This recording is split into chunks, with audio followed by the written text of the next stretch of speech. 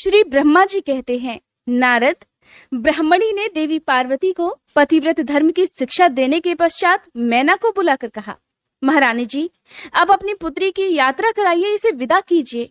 तब बहुत अच्छा, ऐसा कहकर वे प्रेम के वशीभूत हो गईं।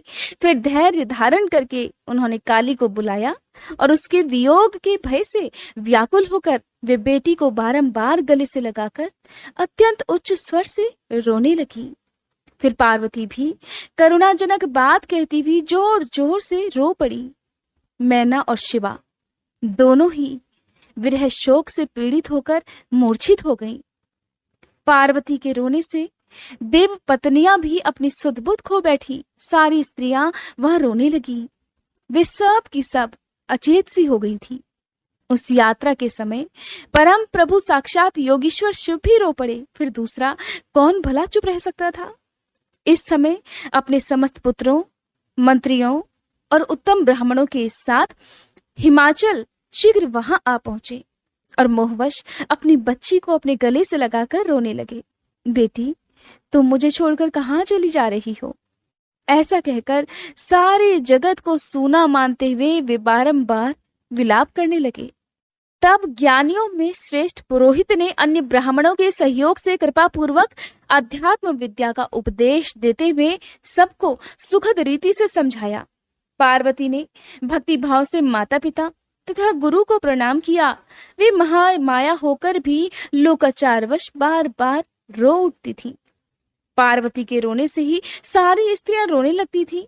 माता मैना तो बहुत रोई, भौजाइयां भी रोने लगी। यही दशा पार्वती के भाइयों की भी थी। शिवा की माँ, भाभियां तथा अन्य युवतियां बार बार रो रही थी।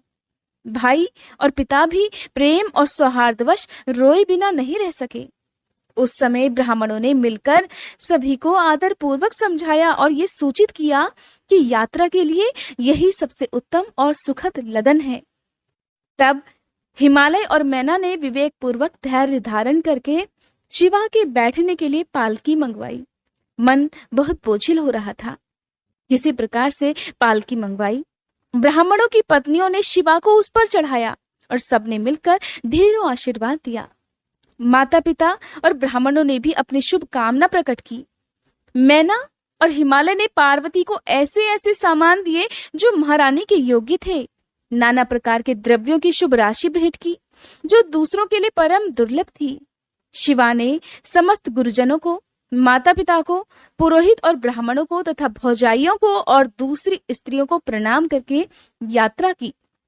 पुत्रों सहित बुद्धिमान हिमाचल भी स्नेह के वशीभूत होकर पालकी के पीछे पीछे गए और उस स्थान पर पहुंचे जहां देवताओं सहित भगवान शिव प्रसन्नता पूर्वक प्रतीक्षा कर रहे थे।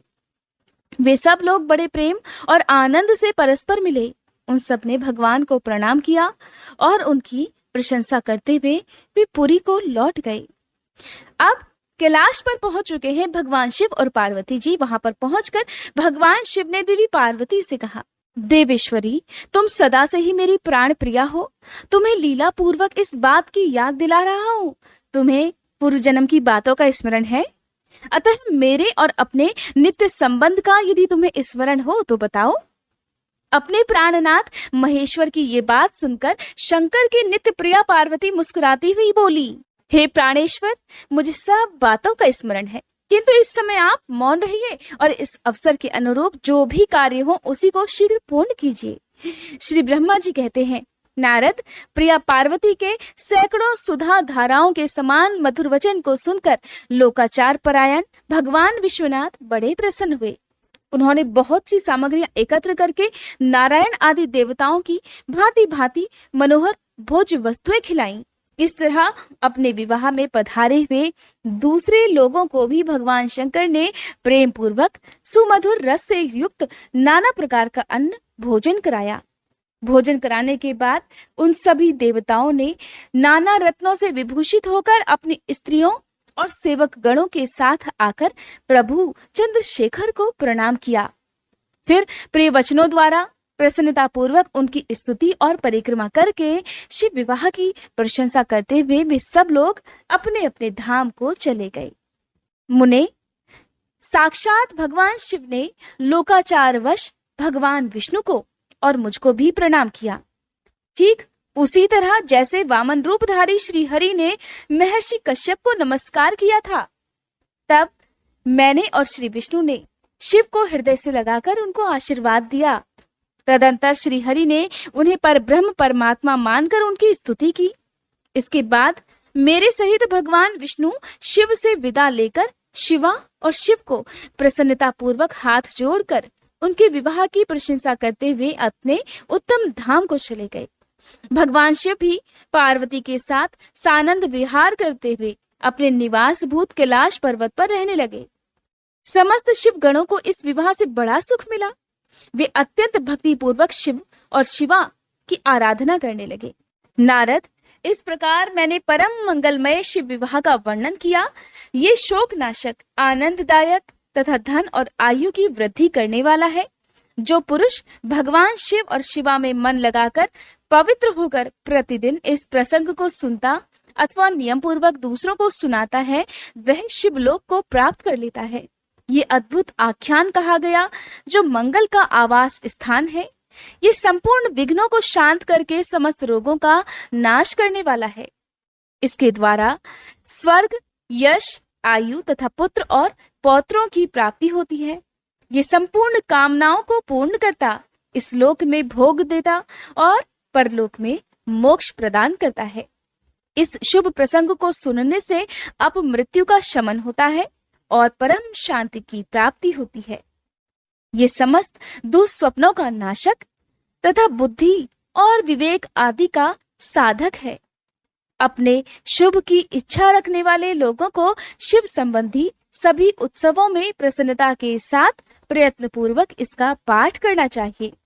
ये भगवान शिव को संतोष प्रदान करने वाला है। विशेषतः देवता आदि की प्रतिष्ठा के समय तथा शिव संबंधी सभी कार्यों के प्रसंग में प्रसन्नता पूर्वक इसका पाठ करना चाहिए अथवा पवित्र होकर शिव पार्वती के इस कल्याणकारी चरित्र का श्रवण करना चाहिए। ऐसा करने से समस्त कार्य सिद्ध हो जाते हैं। ये सत्य है, ये सत्य है और इसमें कोई संशय नहीं। वंदना करने से जिनका मन प्रसन्न हो जाता है, जिन्हें प्रेम अत्यंत प्यारा है, जो प्रेम प्रदान करने वाले, पूर्णानंदमय, भक्तों की अभिलाषा पूर्ण करने वाले, संपूर्ण ऐश्वर्यों के एकमात्र आवास स्थान और कल्याण स्वरूप है, सत्य जिनका श्री विग्रह है, जो सत्यमय है, जिनका ऐश्वर्य त्रिकाला बाधित है, जो सत्य प्रिय और सत्य प्रदाता है, ब्रह्मा और विष्णु जिनकी स्तुति करते हैं, स्वेच्छानुसार शरीर धारण करने वाले उन भगवान शंकर की मैं वंदना करता हूँ। श्री नारद जी ने पूछा, देवताओं का मंगल करने वाले हे देव, परमात्मा शिव तो सर्वसमर्थ है। आत्मा राम होकर भी उन्होंने जिस पुत्र की उत्पत्ति के लिए पार्वती जी के साथ विवाह किया था, उनके वह पुत्र किस प्रकार उत्पन्न हुआ तथा तारकासुर का वध कैसे हुआ? हे ब्राह्मण, मुझ पर कृपा करके ये सारा वृतांत पूर्ण रूप से वर्णन कीजिए। इसके उत्तर में श्री ब्रह्मा जी ने कथा प्रसंग सुनाकर कुमार के गंगा से उत्पन्न होने तथा कृत्तिका आदि 6 स्त्रियों के द्वारा उनके पाले जाने, उन 6 की संतुष्टि के लिए उनके 6 मुख धारण करने और कृत्तिकाओं के द्वारा पाले जाने के कारण उनका कार्तिकेय नाम होने की बात कही। तदंतर उनके शंकर गिरिजा की सेवा में लाए जाने की कथा भी सुनाई। फिर ब्रह्मा जी ने कहा, भगवान शंकर ने कुमार को गोद में बिठाकर अत्यंत स्नेह किया। नारद, देवताओं ने उन्हें नाना प्रकार के पदार्थ, विद्याएं, शक्ति और अस्त्र शस्त्र आदि प्रदान किए। पार्वती के हृदय में प्रेम समाता नहीं था। उन्होंने हर्ष पूर्वक मुस्कुराकर कुमार को परमोत्तम ऐश्वर्य प्रदान किया, साथ ही चिरंजीवी भी बना दिया। लक्ष्मी ने दिव्य संपत्ति तथा एक विशाल और मनोहर हार अर्पित किया। सावित्री ने प्रसन्न होकर सारी सिद्ध विद्याएं प्रदान की। मुनिश्रेष्ठ, इस प्रकार वहां महोत्सव मनाया गया। सभी के मन प्रसन्न थे। विशेषतः शिव और पार्वती के तो आनंद का पार ही नहीं था। इसी बीच देवताओं ने भगवान शंकर से कहा कि प्रभु, ये तारकासुर कुमार के हाथों ही मारा जाने वाला है, इसीलिए ये उत्तम चरित्र घटित हुआ है।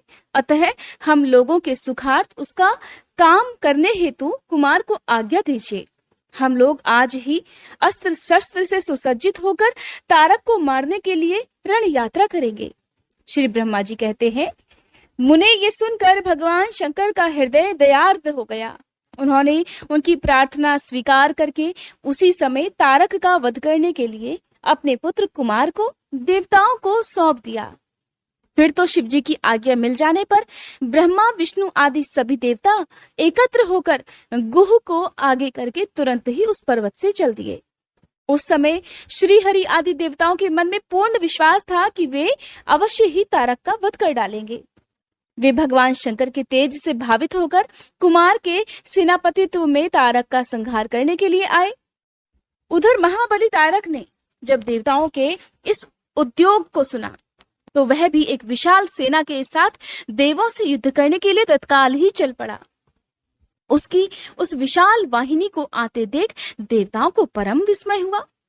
फिर तो वे भी बलपूर्वक बारंबार सिंहनाद करने लगे। उसी समय तुरंत ही भगवान शंकर की प्रेरणा से विष्णु आदि समस्त देवताओं के प्रति आकाशवाणी हुई। आकाशवाणी ने कहा, देवगण, तुम लोग जो कुमार के अधिनायकत्व में युद्ध करने के लिए उद्यत हुए हो, इससे तुम संग्राम में दैत्यों को जीतकर विजयी होगे। श्री ब्रह्मा जी कहते हैं, मुने उस आकाशवाणी को सुनकर सभी देवताओं का उत्साह और भी बढ़ गया। उनका भय जाता रहा और वे वीरोचित गर्जना करने लगे। उनकी युद्ध कामना बलवती हो उठी और वे सबके सब कुमार को अग्रणी बनाकर बड़ी उतावली के साथ महिसागर संगम को गए। उधर बहुसंख्यक असुरों से घिरा हुआ वह तारक भी बहुत बड़ी सेना के साथ शीघ्र ही वहां आ धमका जहां वे सभी देवतागण खड़े हुए थे। उस असुर के आगमन काल में प्रलयकालीन मेघों के समान गर्जना करने वाली रणभेरियां तथा अन्यान्य कर्कश शब्द करने वाले रणवाद्य बज रहे थे। उस समय तारकासुर के साथ आने वाले दैत्य ताल ठोकते हुए गर्जना कर रहे थे। उनके पदाघात से पृथ्वी कांप उठती थी। उस अत्यंत भयंकर कोलाहल को सुनकर भी सभी देवता निर्भय ही बने रहे। वे एक साथ मिलकर तारकासुर से लोहा लेने के लिए डटकर खड़े हो गए। उस समय देवराज इंद्र कुमार को गजराज पर बिठाकर सबसे आगे खड़े हो गए। वे लोकपालों से घिरे हुए थे और उनके साथ देवताओं की महती सेना थी। फिर कुमार ने उस गजराज को तो महेंद्र को दे ही दिया और वे स्वयं एक ऐसे विमान पर आरूढ़ हो गए जो परमाश्चर्यजनक तथा नाना प्रकार के रत्नों से सुशोभित था। स्कंद कुमार के उस विमान पर आरूढ़ होने के बाद